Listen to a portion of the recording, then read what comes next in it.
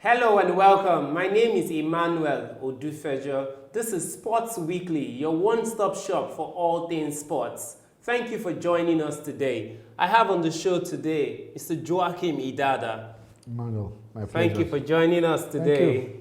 Great. On the show today, exciting news coming all around the world of sports. We'll be talking the National Skate Day, the Club Cricket Committee League title, the Under-20 World Cup, Super Eagles, our dear own Super Eagles, playing against the Bafana Bafana of South Africa. We'll be talking the MPFL, also a local football league. Exciting news coming around all across the world of sports. Stay tuned as we come back.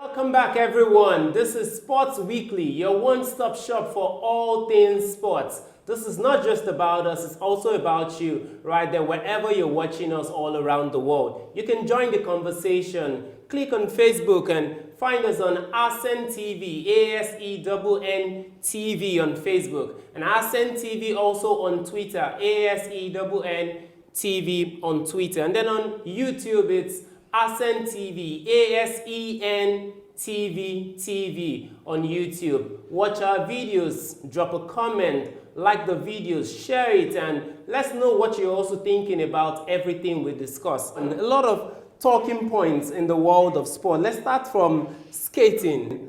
Last Saturday was a National Skate Day in Nigeria. You know the sport called skating, where you see young people riding on those skates, all over the streets. It's very popular in Europe. I don't think it's that much popular in Nigeria, but we see some of our guys, on the roads, anywhere you can find a bit of traffic, you'll see guys on skates, running around. Some of them are doing it for fun. Some of them are trying to pass you, a flyer, or two. What's happening in the world of skating in Nigeria? The good news about skating, first of all, I grew up skating as a young boy. Fantastic. And skating then, we never even knew that it was actually a sport. We just thought it was a game or a recreation. Yeah. That we on the driveway, on the road in front of the house, we're all skating, enjoying ourselves. But today, skating has grown from being just a leisure. Yeah. It has grown to become a very, very popular sport internationally. True. And the beautiful thing is that skating is now an Olympic sport. Fantastic. And I think it featured in the Olympics in Rio as a demo sport. But today, it's going to feature as a medal sport in the next World Youth Olympics. Tokyo 2020. 2020, I think, is going to be there as a medal sport. So globally, skating is becoming more and more popular. And I know in China, is it Ningye in China, the city of Ningye has been described as the world skating, what I call it, the world skating center or world skating city. Wow. And that is for fact, and because they are doing so much, they've done so much for skating, and skating is a very popular sport there.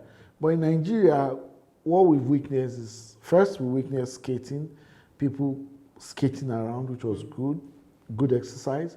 The next thing we witnessed was, we started seeing people sharing flyers, in traffic, riding on highways, business venture for holding moving vehicles, and all of those kind of a thing. For me, I classify that as an abuse of the sport, even though it was classified more like an economic, it's being done for economic reasons. Yeah. But I also look at it also that the corporate bodies that hire those people to risk their lives, it's a risk. I think it's totally a wrong way. But the beautiful thing that skating has become an Olympic sport. In Nigeria, we now have I think the Nigerian Roller Skating Federation. Yes.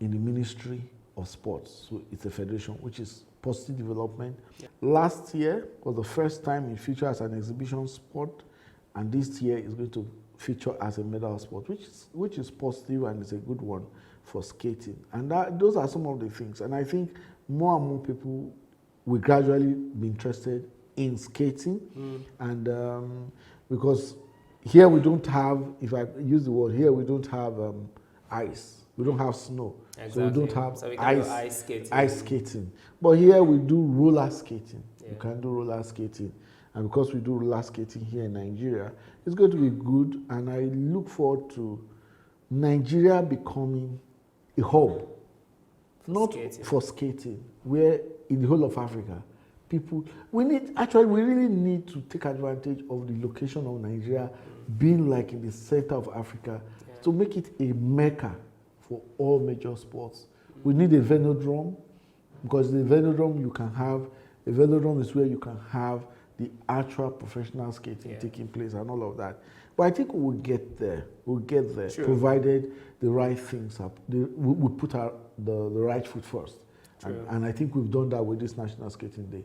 Fantastic. So last Saturday, June the 10th, was the National Skate Day in Nigeria, and we were able to have, it was a colorful event, at the National Stadium, Surulere. We look forward to it, becoming, an annual event where, we keep at it and we develop skating into an international standard. Well, I think what's really happening, and the beauty of this whole thing, is Tokyo 2020 is just about the Olympics. Tokyo 2020 is just about maybe 3 years or so away. So maybe for the first time, we're seeing Nigeria trying to, start early. Because the next news, that our talking point is about cricket.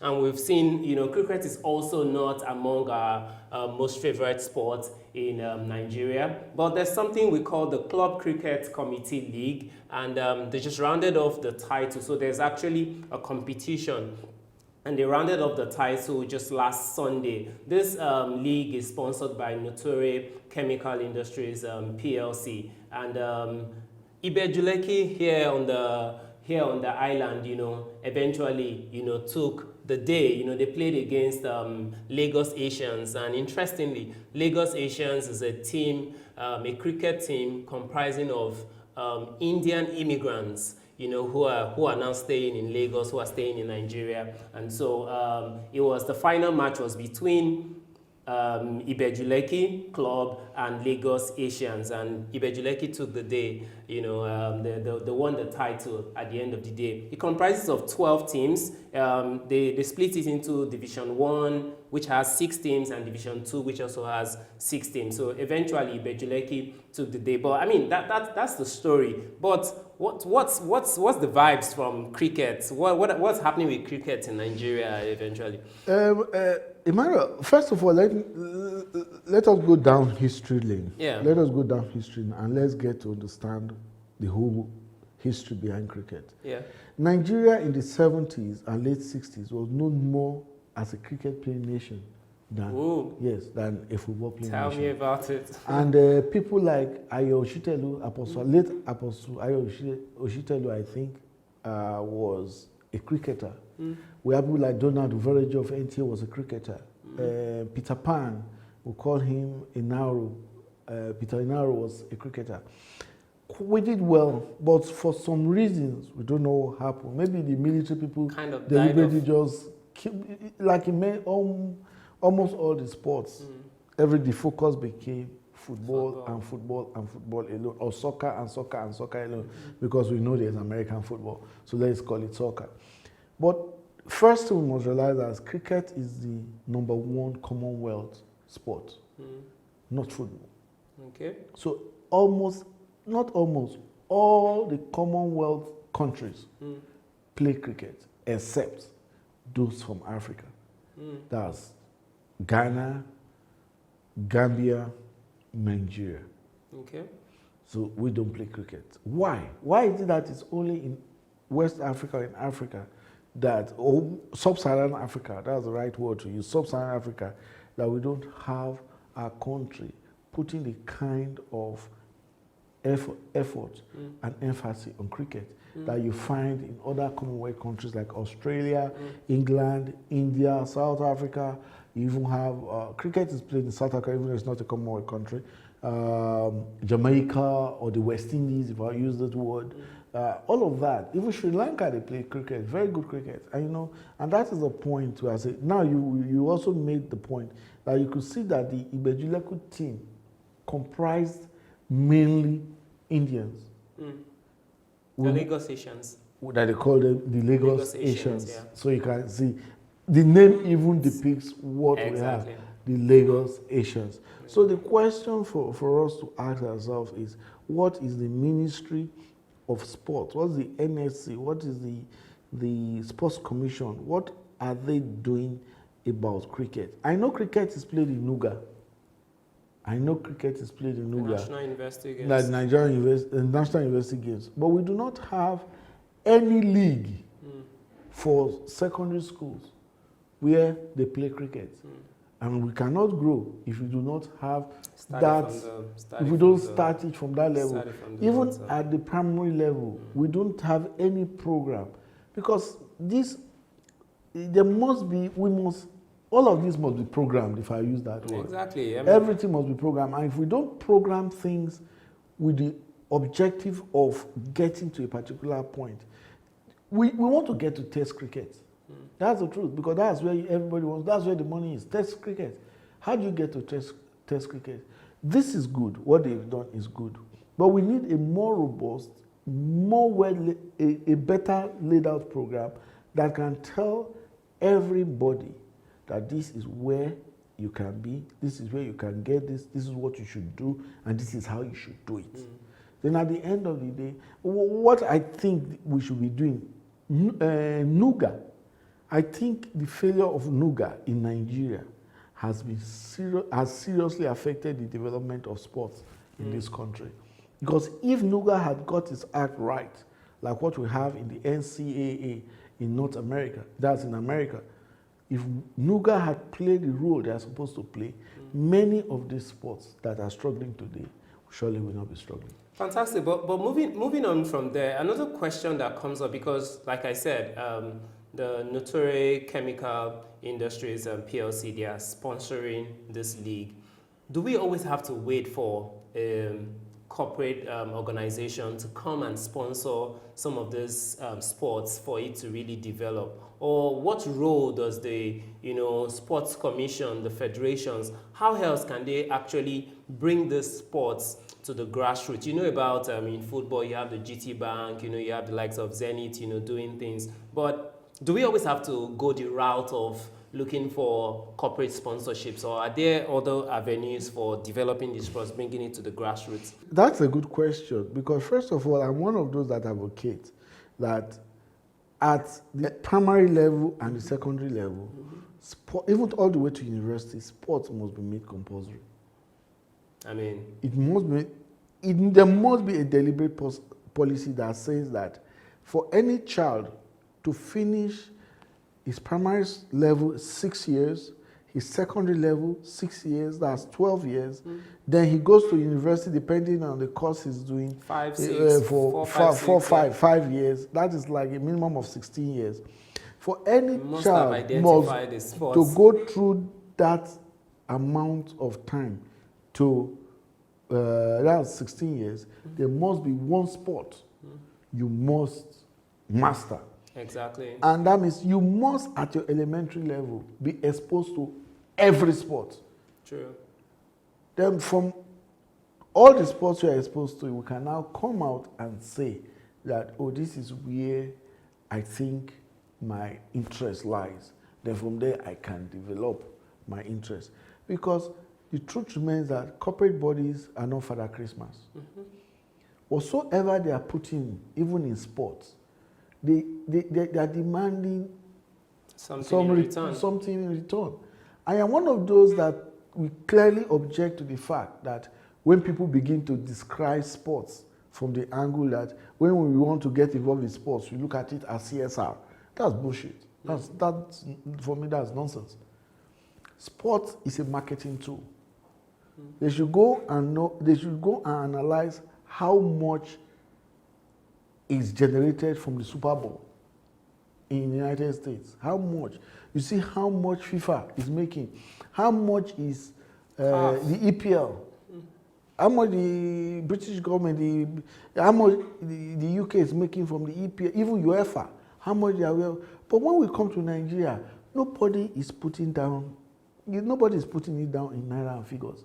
Nobody is just putting it down. We just as if we are all jokers. Fantastic. And I think sincerely, so there's a lot that still needs to be done in the world of sports. And interestingly, there's an election happening today right there in Abuja National Stadium. It's the Sports Federation's elections. And interestingly, I found out that, there are federations for squash, for rowing, for chess, a lot of those sports that are not very popular. So really, those federations, whoever is getting into those seats, needs to find how to get into the primary schools, the secondary schools, and really talk grassroots development. But we will come to federations elections. Moving on to football, you would all know how the Under-20 World Cup, eventually panned out. England, the young Lions, eventually took the day and won their first World Cup title since 1966. They beat Venezuela 1-0. And I think the real interesting talking point here is how you find about 6 Nigerian players or 6 English players of Nigerian descent, being a major part of that group, including the likes of Liverpool's Sheyi Ojo, and now also Dominic Solanke. There's a Lukman there, there's a Tomori there. These are names where whenever you hear them, you know that this is definitely a Nigerian name. But I mean, here's the question: Is Nigeria's loss UK's gain? I mean, what is happening? Why did Nigeria not even qualify for this tournament, but yet there are up to 7 Nigerian names or Nigerian players, in this tournament, and eventually taking the day? The world has become a global village. So now somehow it's either that we cannot lay claim to some of these words and names anymore. Before you understand what's happening, you will soon hear that Sri Lanka is now an English word. Or Tomori has become an English word. Ojo has become an English word. That is some critical things that we must begin to ask ourselves henceforth. Now, the point for me, you've asked the question, is the England's gain Nigerians' loss? You don't need to ask that question. It's true. You don't need to ask that question. Because what you're going to witness now is a situation where some people will be advocating, like we have always done, that, after we have not invested in any youth development program for these children or these boys who have gone to represent England, we want to go through the back door. Like in marketing, they call it ambush marketing. We want to go and ambush those children or ambush England from the back. And from there, you offer these children an opportunity to come and play maybe in our under-21 and all of that crap. That is why we must do what is right. Our youth development program, especially when it has to do with sports, what is the program like? Who has articulated it? Who knows it? Even I, plus all my experience, all my journalistic experience, all information available, there is no document that we can lay claim to that anybody in any school can say, okay, this is what is expected of the schools when it comes to sport. This is what is expected of the federation when it comes to sport. This is what is expected of the government even when it comes to sport. This is what is expected of the private sector when it comes to sport, like you asked when it was the time of we were talking cricket. Now, the question for me, I tell anybody that when it comes to school sports should reside clearly, because at 21 or at 20, most of us are still in school. True. We are still in school.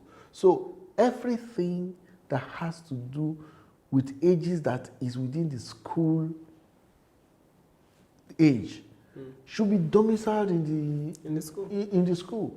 So most of the amount of money we spend in all these professional sports, that government has no business investing its money in professional sports. The money should be invested in school sports, in developing the sport. True.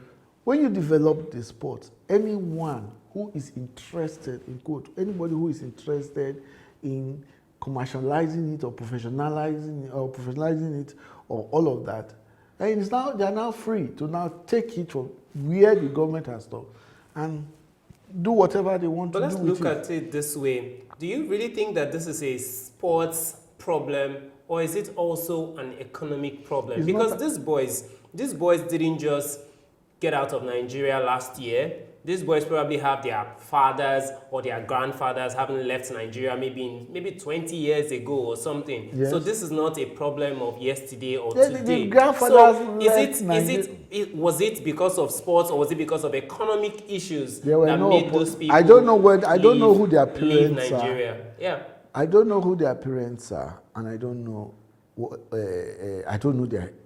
their history. Yeah. But I want to look at it from the perspective of analyzing sports. Okay. You understand?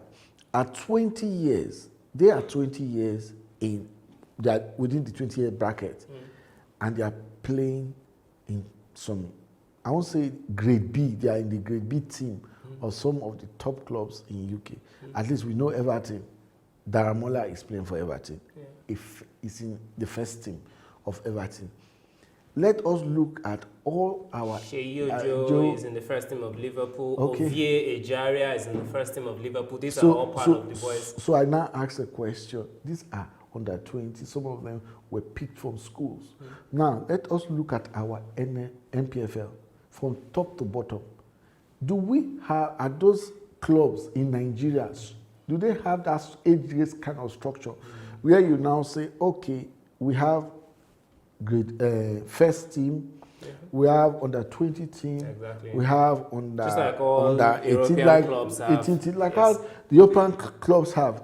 And some of these teams, if you sign a student that comes from a particular school to play in your age grade program, you must be seen to be giving something to that school in exchange for the amount of effort they have put in place to raise these players. These are some of the things we're talking about. Exactly. It is not a matter of, does Enyimba have the complete team? Because for me, I think Enyimba is the most successful Nigerian team in the MPFL.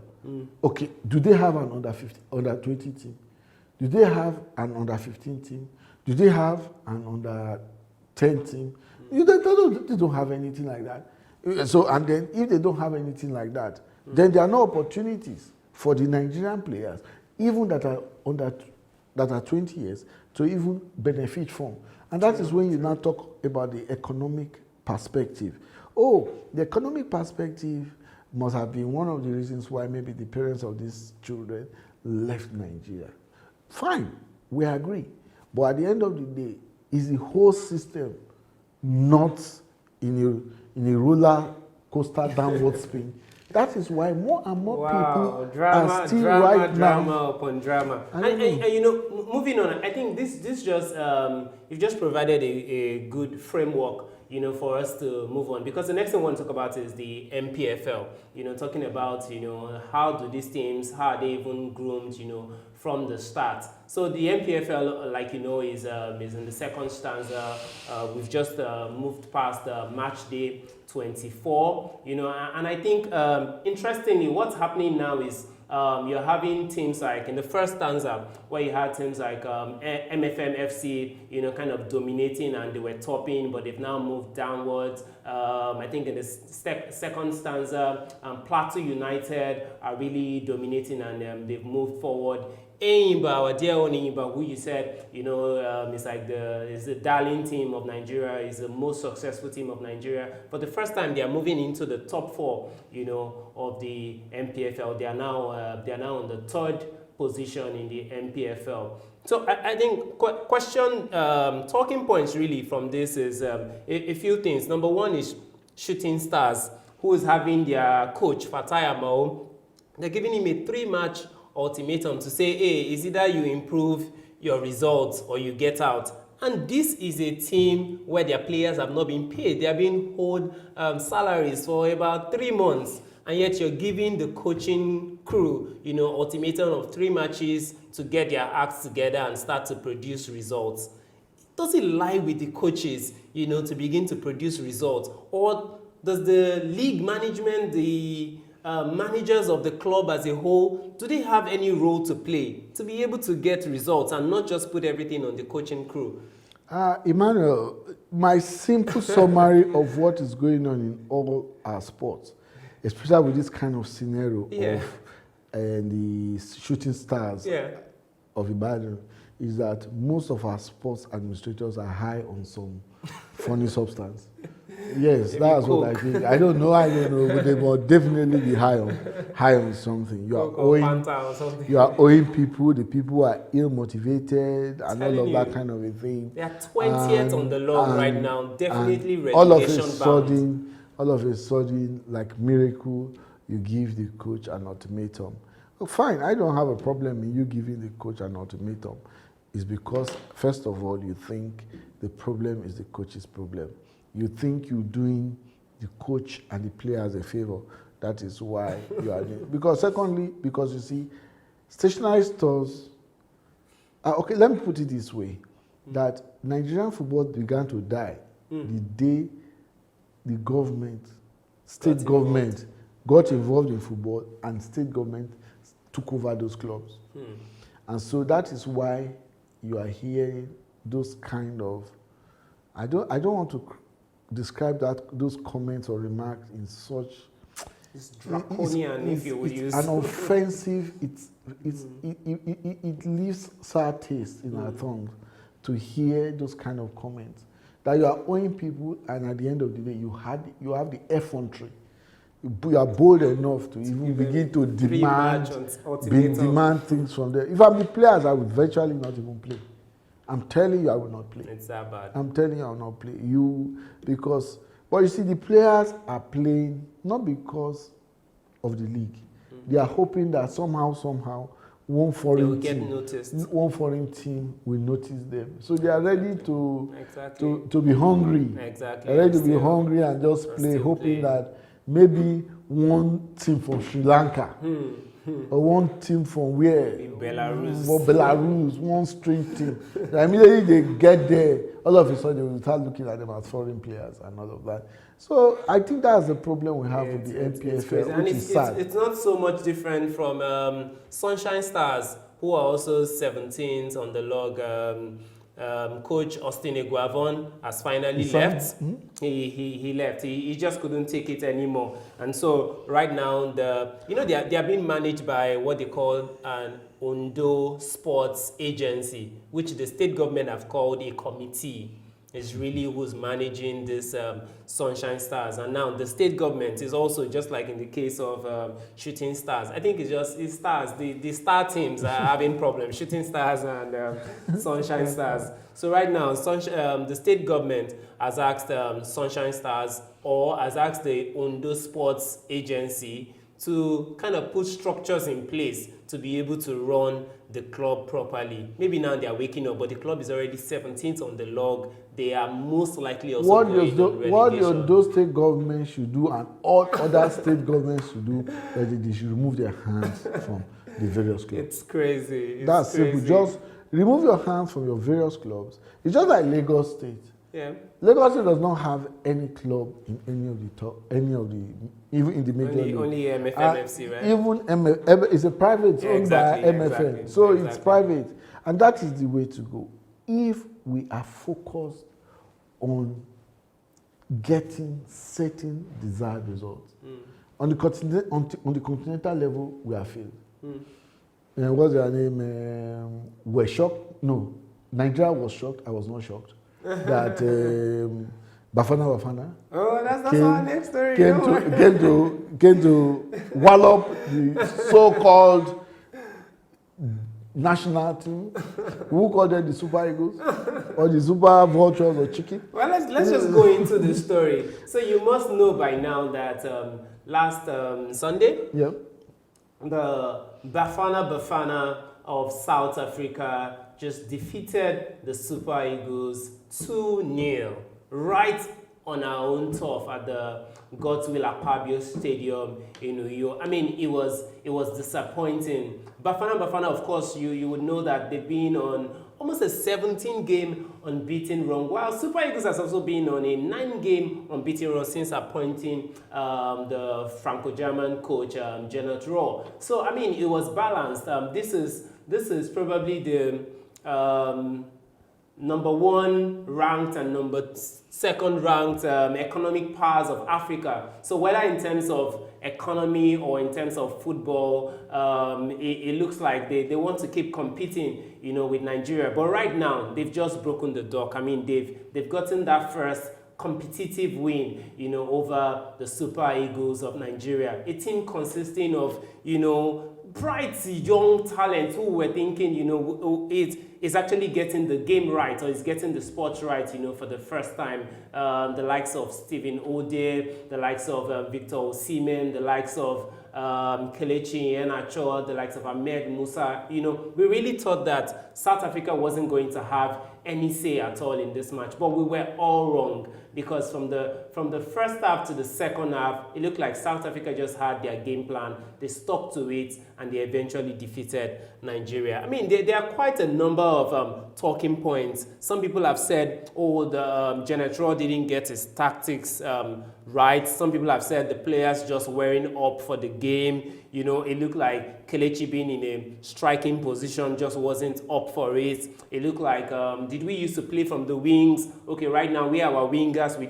definitely didn't have any wingers. Ahmed Musa, who is probably our best winger, came in the second half and was non-existent, really. The goalkeeper, I don't know where they got him from. I think that Carly Keme had done a fantastic job before now. So really, was Mikel Obi really missed in that game? There's just a lot of things where we can really talk about. But what really hit you in this match? Nothing hit me. Yeah, nothing hit me because I expected, except the South Africans didn't know what they were doing. I sincerely I knew they were going to come and whip us. How can you expect that?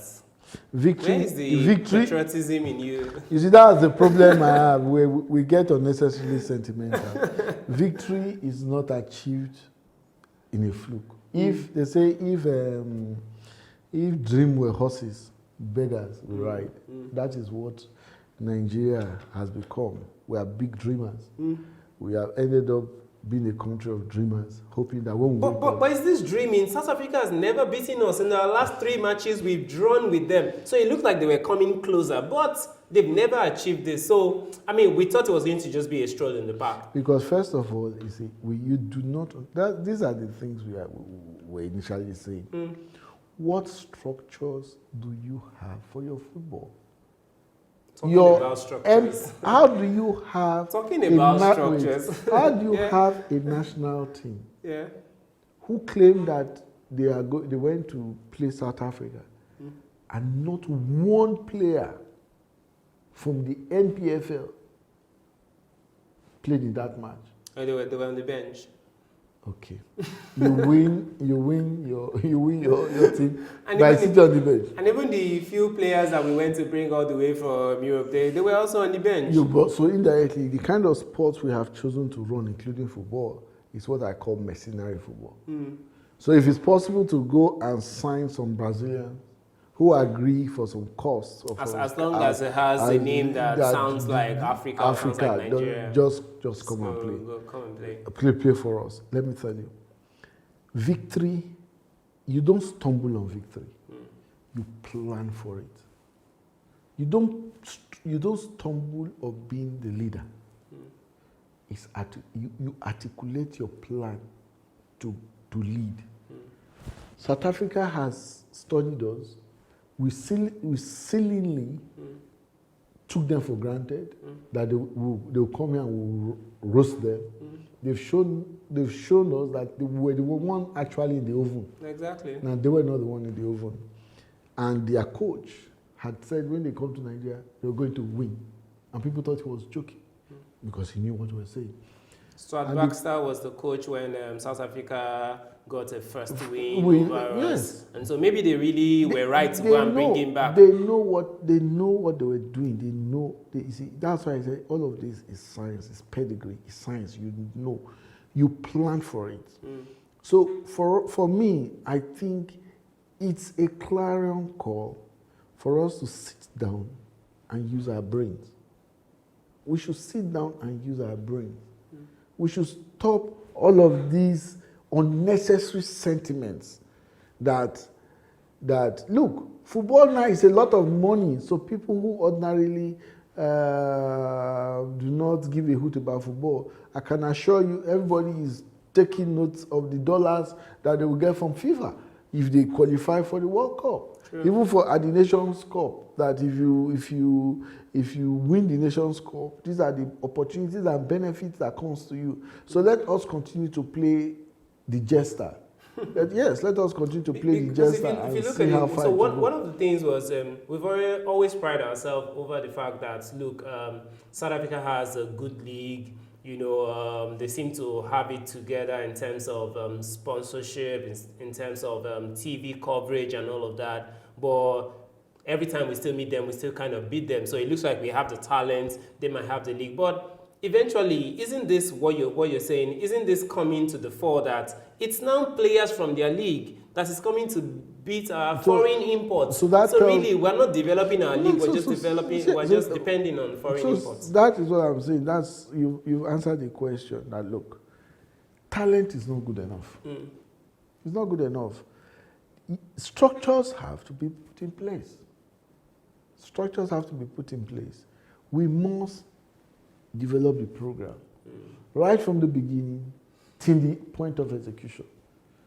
Once we were among the top 4 in the world, today where are we? 30 something, maybe 50. In Africa, where are we? In Africa, we're coming closer. We're probably 8 or so. We're coming closer down. Maybe we will learn our lesson when Seychelles comes and we say, yes. That's not going to happen. That's what we said about South Africa. Libya just beat them like 5-1. So then do you think you are going to roast Libya? That's very good. Don't worry. Let us continue. But talking about structures, wasn't it funny how we didn't even have match balls to practice with? You know, for this match, we had to borrow match balls from South Africa. That is why some people should be fired.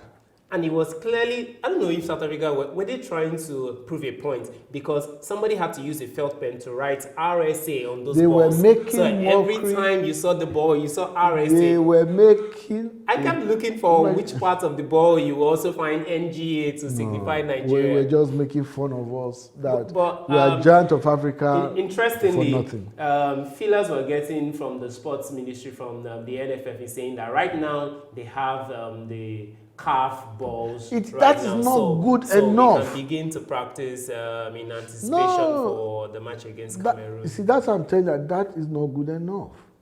Some people, for every loss, some people must be held Somebody has to take responsibility. Somebody has to take that's the unfortunate thing in Nigeria. If not, that we do not take responsibility for anything. When things go bad, everybody just sleeps. When things go right, everybody sits and claps his hand. So we don't get no lessons learned. No lessons learned. It is untenable, and it's an insult on 170 million Nigerians. On 170 million Nigerians that we could not get the balls that we use in a match that will be held in Nigeria. So we're probably practicing with Felele or what? How did you know? That was what I wanted to say. Who knew they were practicing with Felele? So those are the kind of things we are saying. Unfortunately, people are not held responsible for their actions. I'm telling you. It's disheartening. Left to me, if I was the vice president or the president of Nigeria, I will ask the Minister of Sports, I will query the Minister of Sports, not only query him for such embarrassment, and if care is not taken, Amaju will be fired. Well, interestingly, nobody's going to query the Minister of Sports because Amaju Pinnick, the NFF president, is actually the one calling for a meeting, for a technical committee meeting, trying to review the match and review the happenings that happened. So he's chairing the meeting. Nobody's going to question him. So I don't know where. So he'll probably question the likes of Janot Raw or question, some other people down the line. But like you said, I think it's very important that some heads should roll for this. We're not taking this lightly at all. We're a football-loving nation, and South Africa is the last team that should be beating Nigeria. But it's happened, and I think the most important thing is really what we should be getting into now. Is the National Sports Federation elections. It's happening today as we speak in Abuja. And if all of the things that we've talked about today, starting from cricket to skating and then to football, if we're going to get any of those things right, we have to lay the foundation today. So there's the National Sports Federation elections happening in Nigeria today. But I can tell you for a free that the NBBF, the National Basketball Federation, actually held their own elections yesterday in Kano. So there's already drama piling up. There's already drama building up, into today. There was an NBFF election yesterday, and there's now the General Sports Federation elections happening today. I am very sure that there will also be an NBBF election that's still going to happen in Abuja today. I mean, the talking point really is, maybe we can start from the NBBF. Why would you be holding your own election yesterday, and then there is still the general elections today? Now, they will come to tell you that they are following the FIBA rules. So FIBA allows them to they say they have their own constitution. So they're following their own constitution, and so they've held their own elections yesterday. But then there is a government, sanctioned board who is also holding the general elections today. This is just going back to what happened between Amaju Pinnick, NFF, and the Giwa-led NFA. We're still having those. When do we actually learn from the past and then, try and rectify all these things and move on into the future? For me, I know this is not good news for you. You don't look happy at all. I'm not too enthusiastic about some of these things, because those who are trying to vie for some of these positions, 31 sports federations. In the various, the president of the federation, the first vice president, the second vice president, all of those people, first of all, what are their pedigrees? First, as sports administrators, what is the manifesto? What are they bringing on board? How many of them did we see in any media house? How many? We didn't see even one in any media house trying to articulate and trying to sell. Before I can even sell my manifesto out to the public, I should sell my sports first. Which of them came out to speak for their sport? I'm one person that is all sold out to brain games, chess, dart, snooker, pool, Scrabble, and all of that. I want to ask, which of those persons who are trying to run for all of the positions, first vice president, second vice president, and the rest, and the president, which of them presented a manifesto? Which of them have come on media or has done anything that, if I describe, that has promoted that sport in question that they're interested in? Or do they see it like usual? See, our attachment. Government go bring money, and when government bring money, we have the opportunity to, the normal thing, I didn't say anything, no. So those kind of, but so those at the end of the day, who Who suffers at the end of the day? The youth. Because The youth. you know what's going to happen is that, I'll keep using the MEBF elections as a case in point because they've already had their own elections yesterday.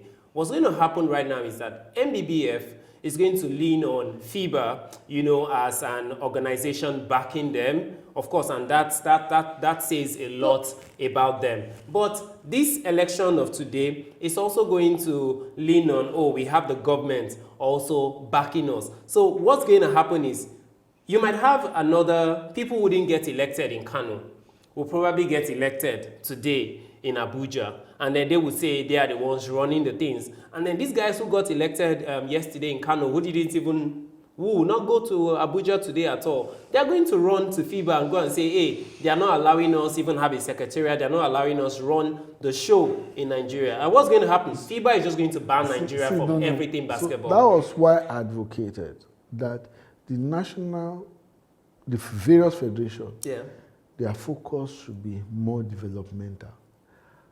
They should focus clear and square to everything that has to do with sports in schools. Nuga should be an important. Nuga, Nipoga should be the hub of what the whole federation drive should be. That's for the tertiary. Then in secondary, you can have the principals, all of those things. That should be the focus of the federation, not in all of this professional stuff. So the election in Kano, the basketball election in Kano, will actually be involved in those playing club basketball. All those comments, those who manage clubs can come together under that platform and do their thing. Meanwhile, this basketball federation will be the engine room, producing the basketballers that will go and play at that level. Fantastic. I think that the issue right now is, let's even move on away from how all of this drama is unfolding. One of the critical things even for the election of today is even that we don't even have structures in place for these elections. I can tell you for a free that although this election seems to want to be maybe free and fair, because there's a massive turnout at the Abuja National Stadium right now. A lot of people, a lot of delegates are already there, so it looks like it might be a bit more difficult for someone to say you want to rig the election and all of that. But one talking point right now is, as at this morning, 85% of candidates were still being disqualified for age falsification, for not bringing their tax clearance forms, for just flimsy excuses. Flimsy excuses, not because they are not. Those are big issues. Those are big issues for anyone who is trying to contest for an election. But the question is, why are we just talking about this today? Why are you just disqualifying them today? When do these people go and do they have an appeal court? No, it was in the rules.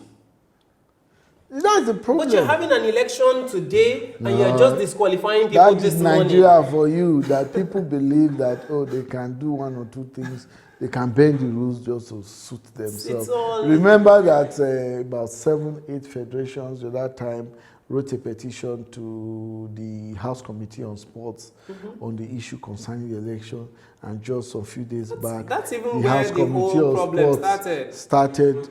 They held the hearing and came out and said... That's even where the whole problem started, because now the NFF or whoever they're not trying to, or the Ministry of Sports, Solomon Dalong, is now trying to remove some of those people who spoke out then, It looked like it was a confrontation, against him, and he's trying to remove these people. But is he going about it constitutionally and all of that? It's just, crazy things happening. For me, a well-developed sporting nation, the people that benefit from that are the youths. Because I'm a Christian, so if I'm going to ditto to anything, I will ditto to the Bible. The Bible says the glory of the youth is their strength. So therefore, because the youth has strength, so sports will be most beneficial to them. So right now, the greatest losers for the way sport is in Nigeria today are the youths. They are the greatest losers, and that is why I would tell anybody that the youths should stop sitting on the fence.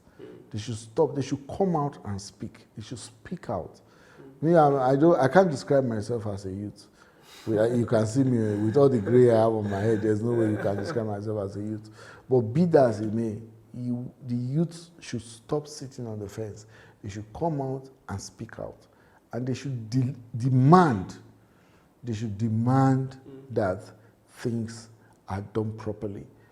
They should not just sit on the fence and allow all these people who have messed up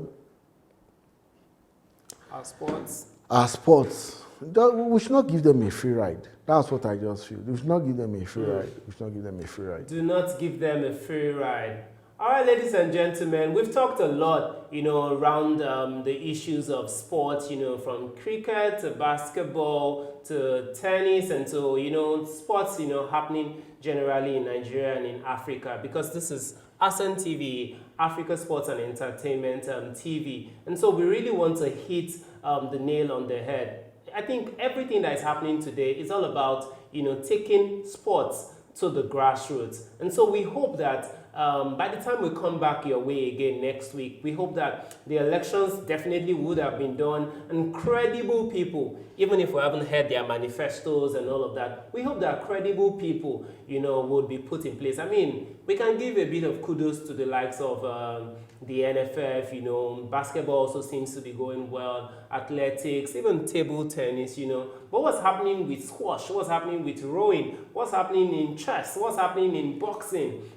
How do we bring all of these things, to the grassroots, to primary schools, secondary schools, university? How do we make Nuga, Nipoga? How do we make all of this competitions, worthwhile for the youths? How do we make our youths become world beaters, so we don't have to always depend on bringing in mercenaries, like you call them, for our football, all the way from Europe, and bring them together? These people have never seen themselves, they've never played together, and then you expect them to perform miracles. So that's it for the show today. This is Sports Weekly, your one-stop shop for all things sports. My name remains Emmanuel Odufejo, and I have with me Joachim Idada. Thank you very much for joining with us. So we'll come your way next week. We hope we'll have much more positive vibes coming from the world of sports. Thank you, and God bless you.